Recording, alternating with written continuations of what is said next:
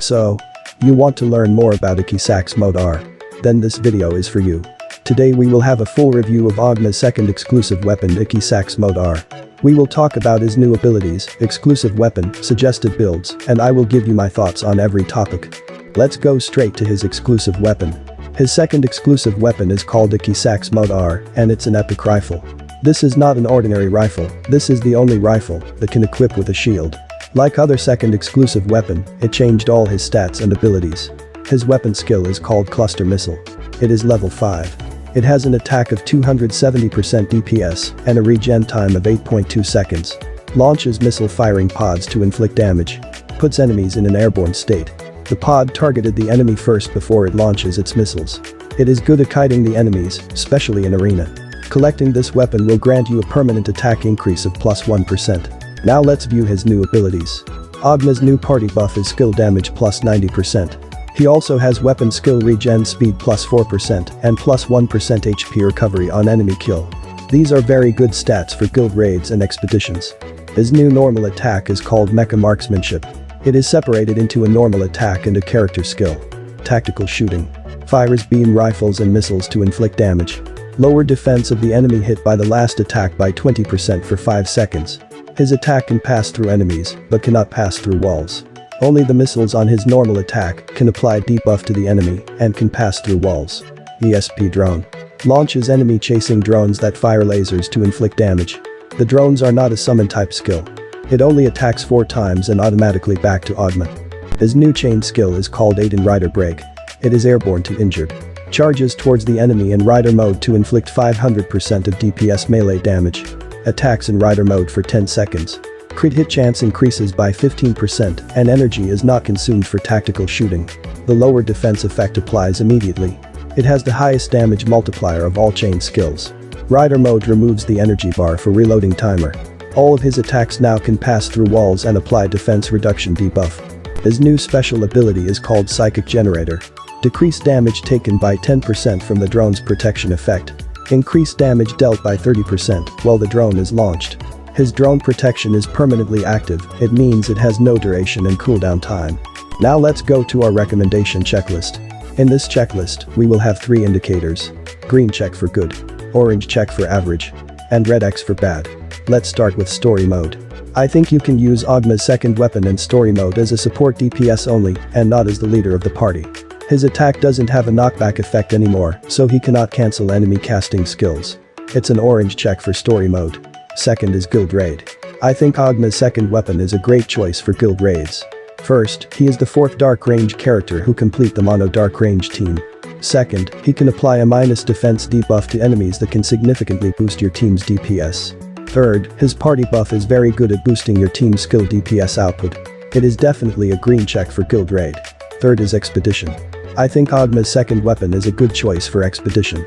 First, his normal attack, drone's attack, and weapon skill have AoE damage. It is good for dealing with multiple enemies. Second, he can equip a shield and has damage reduction ability. It will help him to survive in enemy waves. Third, he has on enemy kill ability. It is very important in fighting waves of enemies. It's a green check for expedition. Fourth is Colosseum.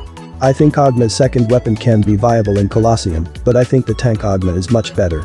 There are so many options now for better range DPS in Colosseum. It's an orange check for Colosseum. Last is Arena.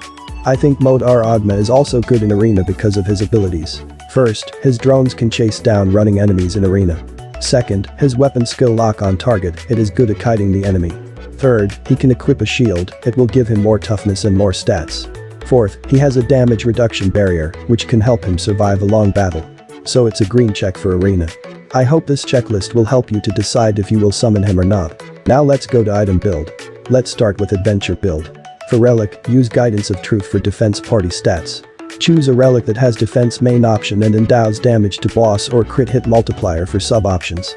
For shield, use advanced shield. You can buy it on Amazon for 2,128,000 gold each. It will give you more attack stats for DPS. For accessory, I recommend getting the amethyst earring from the Amazon equipment shop for only 24,900 gold. It will give you good stats for high DPS. You can upgrade to high toughness accessories for higher level enemies. I will not recommend Mirror Earring of Nobility for new players because it consumes a lot of option stones to get good stats. For cards, if you are a new player, I recommend getting these 2 cards in the Amazon equipment shop for only 60,000 gold each. It is 1 attack card and 1 defense card. You can use 2 defense cards for difficult stages. For merch, use a photo card set for additional toughness and dark element damage. The next build is for guild raid. For relic, you can use Holy Vow or Eternal Unity for damage and crit hit chance party stats. Choose attack or skill damage or crit hit chance for main option and endow damage to boss or crit hit multiplier for sub options. For shield, use Captain's Mirror Shield for additional dark element damage.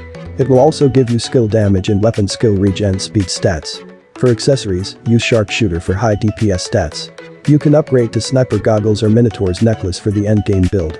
For cards, for the leader position, use 2 skill damage cards for high burst damage. For the member position, use 2 attack cards for the highest DPS output. For merch, use a photo card set when fighting basic element bosses. Switch to Mariel Cushion when fighting other element bosses. You can upgrade to Statue of Bravery and Invader Mothership for the endgame build. But make sure to use them correctly. The next build is for Expedition. For relic, you can use Holy Vow or Eternal Unity for damage and crit hit chance party stats. Choose attack or skill damage or crit hit chance for main option and endow AoE damage or crit hit multiplier for sub options. For shield, use Punishment Shield because it will give you a plus 12% attack increase on enemy kill. For accessories, use Sharpshooter for high DPS stats. You can upgrade to Sniper Goggles or Minotaur's Necklace for the endgame build. For cards, use 1 attack increase on enemy kill and 1 shield increase on enemy kill. For merch, use the Statue of Bravery for optimum damage. The next build is for Colosseum. For relic, use Guidance of Truth for defense party stats. Choose a relic that has attack or crit hit chance for main option and endows PvP damage or crit hit multiplier for sub options. For shield, use Advanced Shield for additional attack stats. For accessories, use Sharpshooter for accessory on a low budget build and use Sniper Goggles or Minotaur's Necklace for the final build. For cards, use 2 attack cards. For merch, use Oghma plastic model for melting enemy tanks. You can also use the Statue of Bravery as an alternative. Last is the arena build. For relic, use any relic that has a defense main option. Endow PvP damage or crit hit multiplier for sub options. For shield, use Advanced Shield for additional attack stats. For accessories, use Ring of Fortress for high toughness low budget build. You can upgrade to these accessories for later builds. For cards, use 2 defense cards for additional toughness. You can also use 1 injury negate card if you already have good toughness from accessories.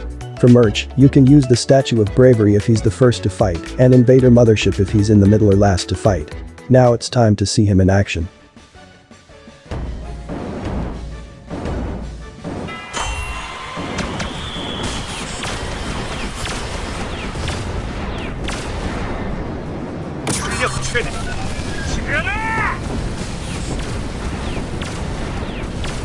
이제 죽을 시간이군.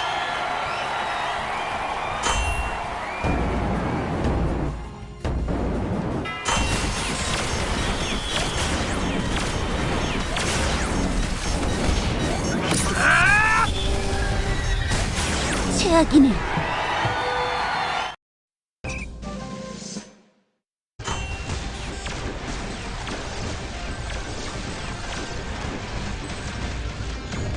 누가 고개를 들나요?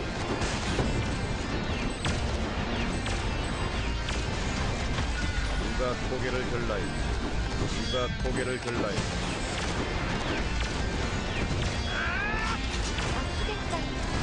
누가 고개를 들나요?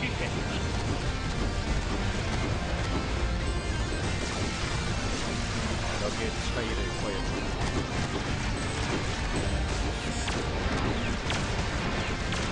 누가 고개를 들나요?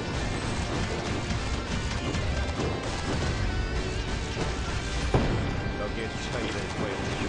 적의 차이를 보여줘. 누가 고개를 들나요? 고통의 길을 택하는구나. 적의 차이를 보여줘.